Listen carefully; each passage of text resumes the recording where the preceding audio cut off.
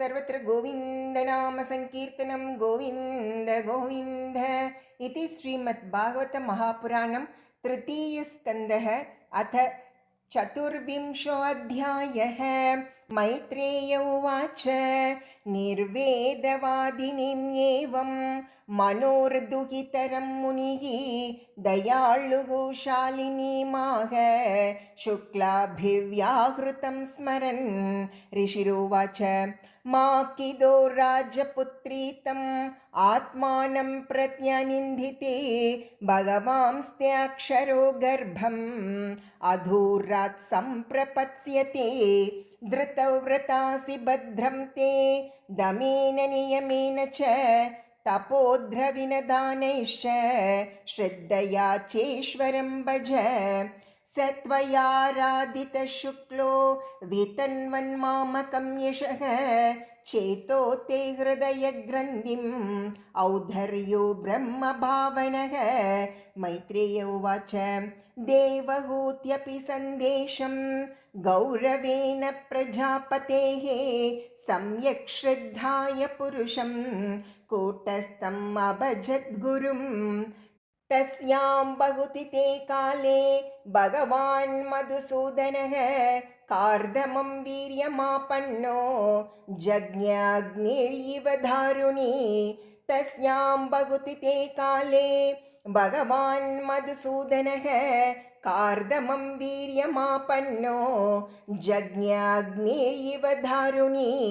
श्रीहरये नमः श्रीहरये नमः श्रीहरये नमः। गोपिका जीवनस्मरणं गोविन्द गोविन्द। जय भोलो कपिलवासुदेव भगवान् की जय। अवाधयंस्तदा व्योम्नि वादित्राणि गणागणाः गायन्ति तं स्म गन्धर्वा नृत्यन्त्यप्सरसो मुधा पेतुः सुमनसो दिव्याः केचरैरपवर्जिताः प्रसेदुश्च दिशः सर्वाः अम्बांसि च मनांसि च तत्कर्दमाश्रमपदं सरस्वत्या परिश्रितं स्वयंभूः साकं ऋषिभिः मरीच्यादिभिरभ्ययात् भगवन्तं परं ब्रह्म सत्त्वेनांशेन शत्रुघ्न तत्त्वसंख्यानविज्ञप्त्यै जातं विद्वान् अजस्वराट् सभाजयन् विशुद्धेन चेतसा तच्चिकीर्षितं प्रहृष्यमाणैरसुभिः कर्दमं चेदमभ्यधात्। ब्रह्मोवाच त्वया मे अपचितिस्तात कल्पिता निर्व्यलीकतः यन्मे सञ्जगृहे वाक्यं भवान् मानदमानयन् एतावत्येव शुश्रूषा कार्या पितरिपुत्रकैः बाढं यज्ञानुमन्येत गौरवेण गुरोर्वचः इमा दुहितरः सभ्य तव वत्स सुमध्यमाः सर्गं एतं प्रभावै स्वैः ब्रह्मयिष्यन्त्यनेकधा अतस्त्वं ऋषिमुख्येभ्यो यथाशीलं यथा रुचि आत्मजाः परिदेह्यद्य विस्तृणीः यशो भुवि वेदाहमात्यं पुरुषम् अवतीर्णं स्वमायया भूतानां शेवधिं देहं बिभ्राणं कपिलं मुने ज्ञानविज्ञानयोगेन कर्मणाम् उद्धरन् जटाः हिरण्यकेशः पद्माक्षः पद्ममुद्रा पदाम्बुजः येष मानविते गर्भं प्रविष्टः कैटभार्दनः अविद्या संशयग्रन्थिं चित्वा गां विचरिष्यति अयं सिद्धगणाधीशः सांख्याचार्यै सुसम्मतः लोके कपिल इत्याख्यां गन्ता ते कीर्तिवर्धनः। मैत्रेय उवाच तौ आश्वास्य जगत्सृष्टा कुमारै सननारदः हंसो हंसेन यानेन त्रिधाम परमं ययौ गते शतद्रुतौ क्षत्तः कर्धमस्तेन चोदितः यतोधितं स्वदुहितृः प्रादाद् विश्वसृजां ततः मरीचये कलां प्रादाद् अनसूयां मतात्रये श्रद्धाम् आङ्गिरसे यच्छते पुलस्त्याय हविर्भुवं पुलहाय गतिं युक्तां क्रतवे च क्रियां सतीं ख्यातिं च भृगवे यच्छदे वसिष्ठायाप्यरुन्धतीम् अतर्वणे अदधाच्छान्तिं यया यज्ञो वितन्यते विप्रर्षभान् कृतोद्वाहान् सधारान् समलालयते ततस्तऋषयः क्षत्तः कृतदारान् निमन्त्र्यतं प्रातिष्ठन्नन्दिमापन्नाः स्वं स्वम् आश्रममण्डलं स चावतीर्णं त्रियुगम् आज्ञाय विबुदर्षभं विविक्त उपसङ्गम्य प्रणम्य समभाषत अहो पापच्यमानानां निरये स्वैरमङ्गलैः कालेन भूयसा नूनं प्रसीदन्तीह देवताः बहुजन्म विपक्वेन सम्यग्योगसमाधिना द्रष्टुं यतन्ते यतयः शून्यागार्येषु यत्पदं स एव भगवानद्य हेळनं न गणय्यनः गृहेषु जाता ग्राम्याणां यस्वानां पक्षपोषणः स्वीयं वाक्यं ऋतं कर्तुम् अवतीर्णोऽसि मे गृहे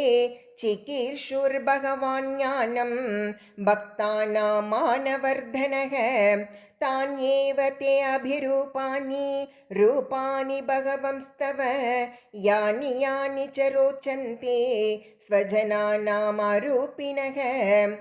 त्वां सूर्यभिस्तत्त्वबुभुत्स्याद्धां सदाभिवादार्हणपादपीठम्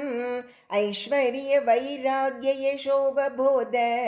वीर्यश्रिया पूर्तमहं प्रपद्ये परं प्रधानं पुरुषं महान्तं कालं कविं त्रिवृतं लोकपालम् आत्मानुबुद्ध्यानुगतप्रपञ्चं स्वच्छन्दशक्तिं कपिलं प्रपद्ये आस्माभिपृच्छेद्य पतिं प्रजानां त्वयावतीर्णार्णवुताप्तकामः परिव्रजत्पदवीमास्थितोऽहं चरिष्ये त्वां हृदि युञ्जन्विशोकः श्रीभगवानुवाच मया प्रोक्तं हि लोकस्य प्रमाणं सत्यलौकिके अताजनि मया तुभ्यं यदवोचमृतं मुने ये तन्मे जन्मलोकेऽस्मिन् मुमुक्षूणां दुराशयात् प्रसङ्ख्यानाय तत्त्वानां सम्मतायात्मदर्शने येष आत्मपतो व्यक्तो नष्टः कालेन भूयसा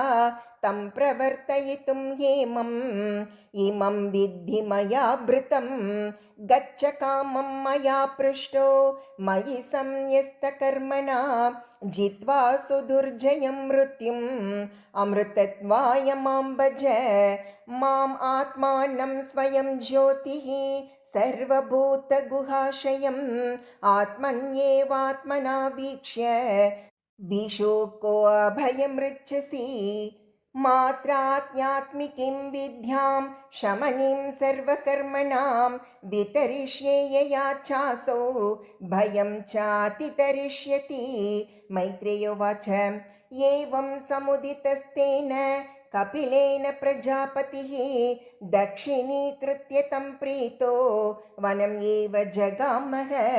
व्रतं सास्थितो मौनम् आत्मैकशरणो मुनिः निस्सङ्गो व्यचरत् क्षोणिम् अग्निरनिकेतनः मनो ब्रह्मणि युञ्जानो यत्तत् सदसदः परं गुणावभासे विगुण एकभक्त्यानुभाविते निरहङ्कृतिर्निर्ममश्च निर्द्वन्द्वः समदृक् स्वदृक् प्रत्यक् प्रशान्तधीर्धीरः प्रशान्तोर्मिरीवोधतिः वासुदेवे भगवति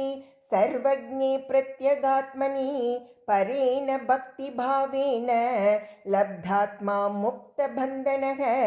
आत्मानं सर्वभूतेषु भगवन्तम् अवस्थितम् अपश्यत् सर्वभूतानि भगवत्यपि चात्मनि इच्छाद्वेषविहीनेन सर्वत्र समचेतसा भगवद्भक्तियुक्तेन प्राप्ता भागवती गतिः।